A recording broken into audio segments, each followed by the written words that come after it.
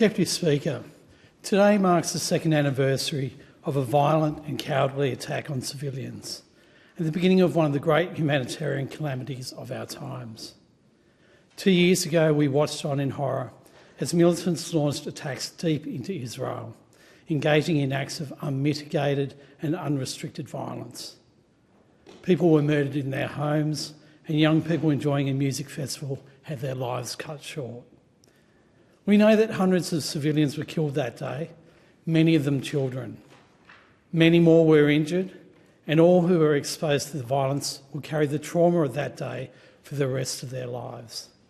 This violence against civilians was by its nature unprovoked.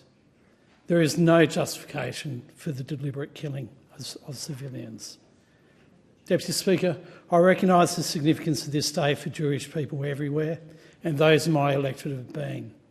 Their pain and outrage is more than understandable. The Jewish community has a right to feel safe and secure wherever they are. And in the face of the unacceptable rise of anti-Semitism, I commit myself to always stand up for this community. And Deputy Speaker, we remember the 251 hostages today taken by the militants, particularly those who were killed in captivity. We remember the horrors that the hostages endured and acknowledge the pain felt by their loved ones. The remaining hostages must be released. And Deputy Speaker, importantly, today also marks the beginning of the response of Israel to this act of terrorism, a response which itself has become one of the key issues of our times. We have watched on in horror at the systematic destruction of Gaza, the loss of life on a large scale, and the rapidly compounding humanitarian crisis stemming from a lack of basic aid. We've witnessed the documented destruction of civilian infrastructure, of schools, hospitals, water supplies and sanitation. We've seen death and suffering on a scale not seen for many years. The violence that is being used has taken on all the appearances of being also unmitigated and unrestricted. The civilian death toll from Gaza is almost beyond imagining. At least 80,000 dead. Around 160,000 have been injured, many of them lifelong injuries. The psychological harm inflicted on nearly the entire population will last for lifetimes. The harm to the children in this regard is particularly devastating. It is not just the killing and maiming which has caused the human catastrophe in Gaza.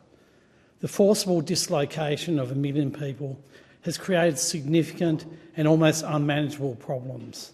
People are living in poor shelters with limited access to hygiene and drinking water. Access to food and medicine is limited. Malnourishment is widespread. Starvation is increasingly a part of life in Gaza. With the scale, scope and impact of this crisis, it's little wonder that many genocide scholars apply that term to what they are observing.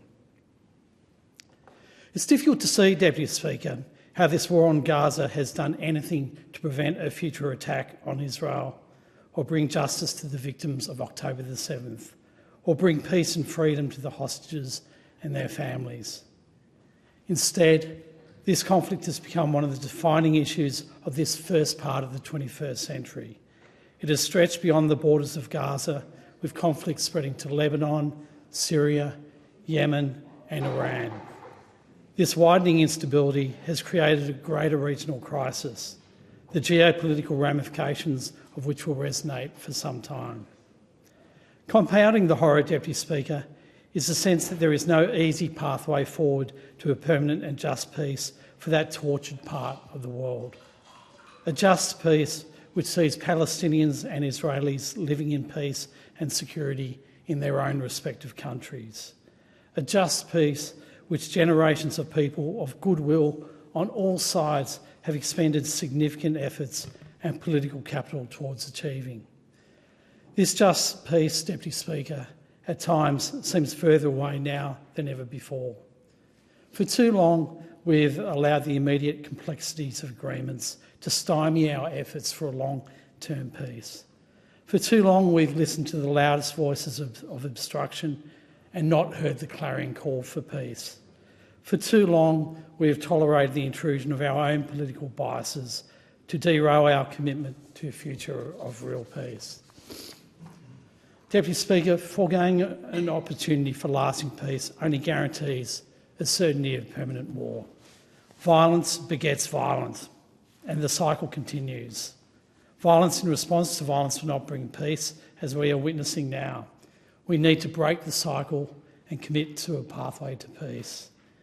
The lesson and message of today, Deputy Speaker, calls on all of us to use all of our powers and influence to achieve peace in Palestine and Israel. I believe the decision of our government to recognise the Palestinian state is a positive step towards achieving peace. This decision speaks to our commitment to play a positive and constructive role in the future of Palestine and Israel, towards the establishment of peace and prosperous relations between two states. The Australian people have a clear view about the need for the violence in Gaza to stop, and they have made this view clear. I call for the swift release of the Australian activists taken from the recent aid flotilla and remind the Israeli authorities of their obligations towards those in their custody. Deputy Speaker, the deeper connection between the attack of the 7th of October and the ongoing attack on Gaza is in its victims. Civilians are the ones who are suffering. Civilians, particularly children, are the ones paying the price for decisions they never made. Ultimately, Deputy Speaker, on a day like this, we all need to remember a central fact. There are not Israeli lives and Palestinian lives. There are only human lives. And these lives will continue to be lost while peace remains distant. But the people of Palestine and Israel deserve peace. They deserve lives of safety and dignity.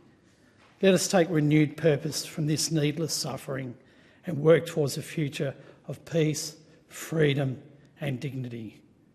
Deputy Speaker, as the Prime Minister reminded us in his address to the United Nations General Assembly, let us remain true to those founding words in the UN Charter 80 years ago, to remain determined to save succeeding generations from the scourge of war, to reaffirm faith in fundamental human rights, to promote social progress and better standards of life in larger freedom, and for these ends, to practice tolerance and live together in peace with one another as good neighbours. Those words were right 80 years ago, Deputy Speaker, and they remain right today.